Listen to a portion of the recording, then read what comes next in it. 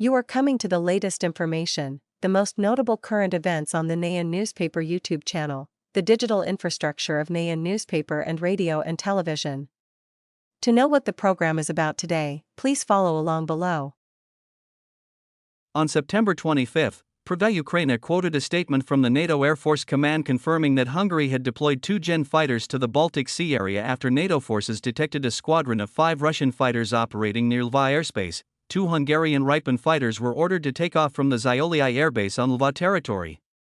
Upon arriving in the Bish region, Hungarian pilots recorded a group of Russian fighters consisting of a Su-30 multi-role fighter, a Su-35 multi-role fighter and 3 MiG-31 air-to-air fighters. There were no incidents during the incident. NATO affirmed that this move shows Hungary's commitment to the protection and security of the Baltic states and NATO's eastern flank. Images posted by NATO show Russian fighters carrying weapons, apparently participating in training activities.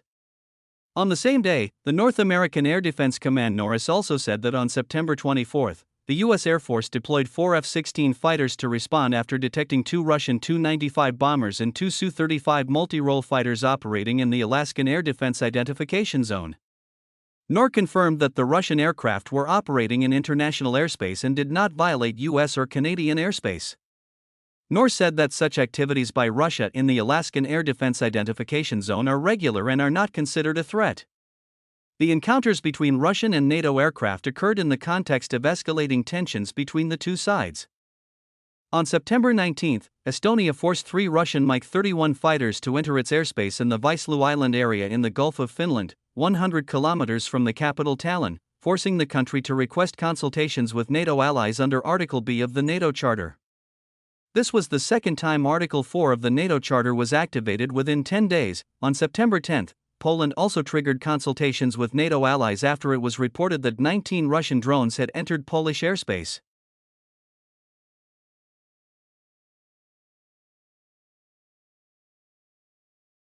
On September 25, the commander of the Ukrainian military's unmanned aerial vehicles, UAVs, Mr. Y, said that the country's UAVs attacked important gas distribution stations in the Lugansk region, targeting facilities at Stratia, Sevierodonit and Novopskop. He warned that the blue flame on the gas stove was no longer blue and soon even the chandeliers would start flickering. According to the commander of the Ukrainian military's unmanned aerial vehicles, the Stratia gas distribution station used to be the main supplier to the Lugansk TPP thermal power plant, which has now been forced to switch to coal. The attack on the Sevierodonit station has jeopardized the gas supply to the chemical industry, including the Azos plant. Another facility at Novopskop was also hit. The operation was carried out on the night of September 25 by drones from the 14th Unmanned Systems Brigade, Maria added. Earlier, in the early hours of September 25, a large Eurochem fertilizer plant in Russia's Krasnodar region was forced to shut down after an unmanned aerial vehicle attack. An employee told Astra that the facility was attacked between 2:30 and 3:30 a.m., forcing the plant to suspend production while technical teams examined the site for explosives. Another worker at the Beloan facility also confirmed that the plant was attacked overnight. Earlier, Palm's anhydrous gas processing plant had to stop production of motor fuel after a fire broke out in an unmanned aerial vehicle attack. In a development related to Ukraine's attacks on Russian energy facilities, the Kommersant newspaper on September 24, citing monitoring data from 17,000 gas stations in Russia, said that the shortage of fuel was also occurring in other regions, but that Crimea was the most severely affected. The Southern Federal District, which includes Crimea, was one of the hardest-hit regions, with more than 220 gas stations, or 14.2% of the total, having to temporarily stop selling fuel. According to Reuters, on September 25, the head of CUM, he will cause AOP, confirmed that the disruption of fuel supply was related to the closure of some refineries. Due to the non-operation of some plants, we have had problems and disruptions in fuel supplies, ANOP said in a video posted on his Telegram channel. However, he did not say that these plants were attacked by Ukrainian drones. There were no long queues at gas stations, as is the case with some types of gasoline that are often in short supply. ANOP said that within 2 days, gas stations are expected to be supplied with the necessary amount of AI-95 gasoline, The supply situation with AI-92 gasoline will be resolved within 2 weeks. Earlier, Russian Deputy Energy Minister Pavorokhin said that further restrictions on fuel exports could be imposed if necessary. Between July 28 and September 22, the number of gas stations selling fuel in Russia fell by 2.6%. The RSOP region, the Mariel Republic and the Jewish Autonomous Region also recorded a decline of up to 14%. The disruptions followed a wave of attacks by Ukrainian drones. The attacks on Russian refineries last month have strained supplies and forced Russia to cut exports. According to the Financial Times, Ukrainian attacks have targeted at least 16 of Russia's 38 refineries since August 2025, pushing Russia's diesel oil exports to their lowest level since 2020. German Chancellor Frederiksson has called on the EU to use frozen Russian assets to provide Ukraine with an interest-free loan worth around $160 billion, €140 billion, to ensure the Kyiv's defense capabilities for years to come. Chancellor M said he supported the mobilization of financial resources on a scale that could ensure Ukraine's military capabilities for many years, marking a shift from Berlin's previous skepticism about using frozen Russian assets. A number of EU governments, including Germany, have long opposed such a move, citing financial and legal risks, warning that such a move could undermine confidence in the euro as a reserve currency and escalate tensions with Russia. M acknowledged those concerns, stressing that Germany has been and remains cautious about seizing Russian central bank assets. He said that in addition to questions of international law, there were fundamental issues regarding the global role of the euro as a reserve currency. But he argued that the EU should not let such concerns prevent action. He said we must consider how, by circumventing these issues, we can put the necessary resources to work to protect Ukraine. Under Mr. M's plan, Ukraine would receive an interest-free loan secured by Russian assets that were seized.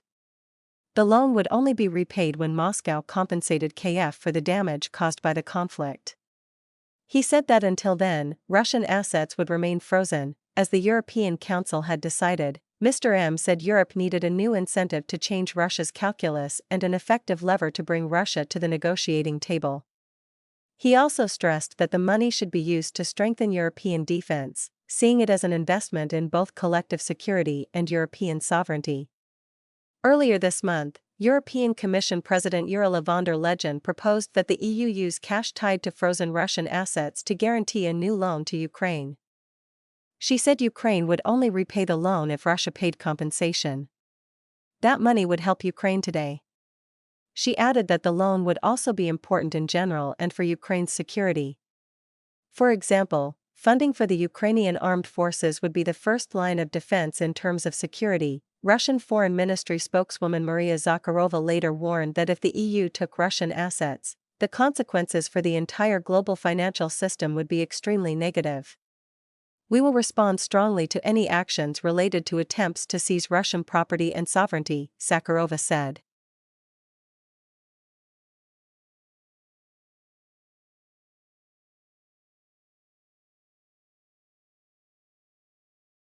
The Japanese Ministry of Defense recently announced that 3 Russian naval vessels passed through the Soya Strait, which Russia calls the Lapiro Strait. On the journey from the Sea of Japan to the Sea of Japan, the fleet moved nearly 39 kilometers northeast of Cape Soya on Japan's main island of Oita. One of the 3 Russian vessels was identified as a P-class submarine. This is the first time the Japanese Coast Guard has detected a Russian B-class submarine near Japanese territory. The Russian submarine was escorted by the cruiser Varia and a rescue tug. The Varia is known to be the flagship of Russia's Pacific Fleet. According to the USN News, Russia's Pacific Fleet is operating 5 PY-class and Poria-class submarines.